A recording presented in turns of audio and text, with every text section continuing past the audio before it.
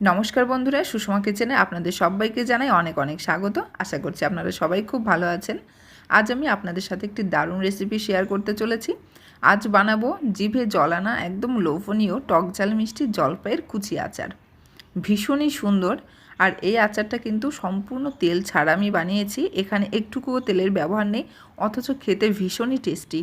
যদি আপনারা এভাবে কখনো না বানিয়ে থাকেন, অবশ্যই আমার আজকের এই ভিডিওটা দেখে আপনারা বাড়িতে বানাবেন। আচার তো আপনারা অনেক রকমভাবেই খেয়ে থাকেন, কিন্তু এইভাবে একবার বাড়িতে বানিয়ে দেখবেন, ভীষণ টেস্টি হয়। আর তেল ছাড়া, এতটুকু তেলের ব্যবহার আজকে হবে না। তো দেখুন, এর জন্য আমি প্রথমেই নিয়েছি 250 গ্রাম জলপাই। জলপাইটাকে খুব ভালো করে ধুয়ে নিয়েছি।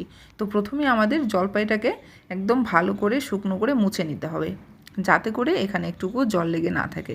তারপরে এইভাবে কুচি কুচি করে কাটতে হবে। তো সবগুলো কাটা দেখাতে গেলে অনেকটা টাইম লেগে যাবে, তাই আমি আগে থেকে কেটে রেখেছি। আর একটা আপনাদেরকে দেখাচ্ছি যে কী করে কাটতে হয়। তো দেখুন, এইভাবে জলপাইটা হাতে নিয়ে ছুরি বা বটি যে কোনো কিছু দিয়ে আপনারা কাটতে পারেন। তো আমি ছুরি দিয়ে কেটে আপনাদেরকে দেখাচ্ছি। ঠিক এইভাবে কুচি কুচি করে কিন্তু কাটতে হবে। ঠিক এইভাবে করে আমরা দুটো সাইডে কেটে নেব।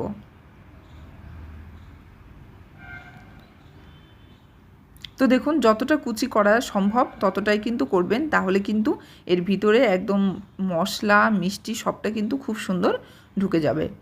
তো একটা সাইড তো হয়ে গেছে, দেখতে পেয়েছেন। এবার আরেকটা সাইড করে নিচ্ছি।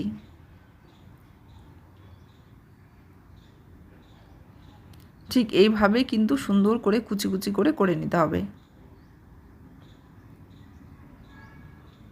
তো দেখুন, এইভাবেই কিন্তু আমার সবগুলো জলপাই আমি কুচি করে নিয়েছি।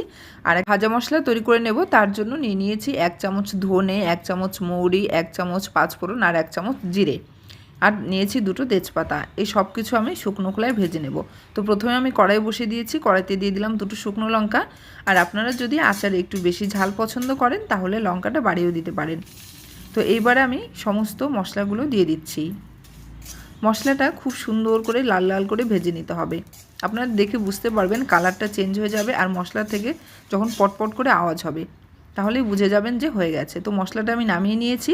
ওটা আমি শুকনো খোলায় ভালো করে গুঁড়ো করে নেব। একদম গুঁড়ো করব না, একটুখানি থাকবে দানা দানা। আর দেখুন, এইখানে যে আমি কড়াই নিয়েছি, আর এই কড়াইতে আমি 250 গ্রাম চিনি দিয়ে দিয়েছি। তো 250 গ্রাম চিনি হচ্ছে, 1 বাটি চিনিতে আমার 250 গ্রাম চিনি হয়েছে। আর এই 1 বাটি আমি জল দিয়ে দিয়েছি, মানে যতটা চিনি নিয়েছি ততটাই জল। আর এটা খেয়াল রাখবেন যে যতটা জলপাই নেবেন, মিষ্টিটাও কিন্তু ঠিক সেই পরিমাণেই নিতে হবে। যেমন হচ্ছে, আমি 250 গ্রাম জলপাই নিয়েছি, সেই পরিমাণে আমি 250 গ্রাম চিনি নিয়েছি। এবার আপনারা যদি চিনি একটু কম খেতে পছন্দ করেন, সেক্ষেত্রে আপনারা কমও দিতে পারেন। তো কিছুক্ষণ চিনি সিরাপটা ফুটে উঠেছে। তো তারপরে আমি জলপাইগুলোকে দিয়ে দিলাম।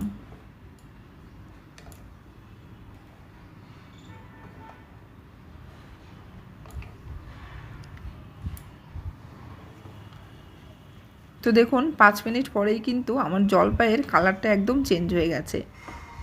এটা কিন্তু অনেকটাই সেদ্ধ হয়ে গেছে, কারণ হচ্ছে জলপাই সেদ্ধ হতে বেশি সময় লাগে না। এই পর্যায়ে আমি মশলা দিয়ে দিচ্ছি। তো দিয়ে দিচ্ছি স্বাদ মতো লবণ, দিয়ে দিচ্ছি হলুদ গুঁড়ো, আর দিয়ে দিচ্ছি 1 চামচ মতো লঙ্কা গুঁড়ো। এবার আমি সবটা ভালো করে নেড়েচেড়ে নেব। এবার আমি মিডিয়াম ফ্লেমে এটাকে জাল করে নেব প্রায় 15 মিনিট মতো। তো এই পর্যায়ে আমি কিছুটা ভাজা মশলা দিয়ে দিলাম, আর বাকিটা আমি পরে অ্যাড করে দেব।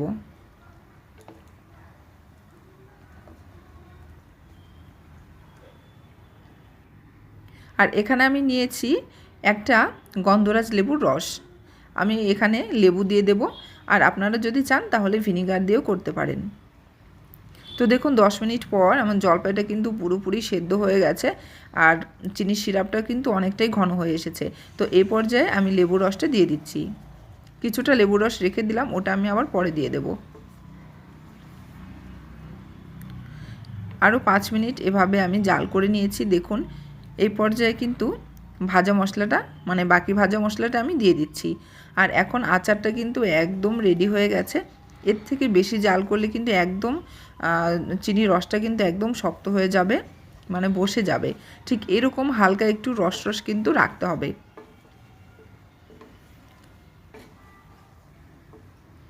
তো আমার আজকের জলপাইয়ের কুচি আচার কিন্তু একদম রেডি হয়ে গেছে।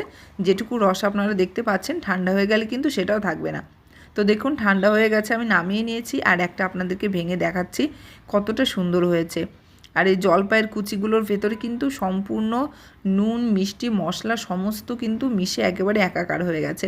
তো আপনারা দেখেই বুঝতে পারছেন কতটা রসালো হয়েছে।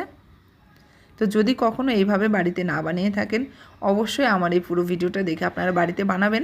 আশা করছি আপনাদেরও ভীষণই ভালো লাগবে। তো আমার আজকের ভিডিও যদি আপনাদের ভালো লেগে থাকে তাহলে কিন্তু অবশ্যই একটি লাইক করবেন, কমেন্ট করবেন, পারলে বন্ধুদের সাথে শেয়ার করবেন এবং আমার এই ছোট্ট চ্যানেলটি সাবস্ক্রাইব করে আমার পাশে থাকবেন। তো আজকের ভিডিও এখানেই শেষ করছি। নমস্কার।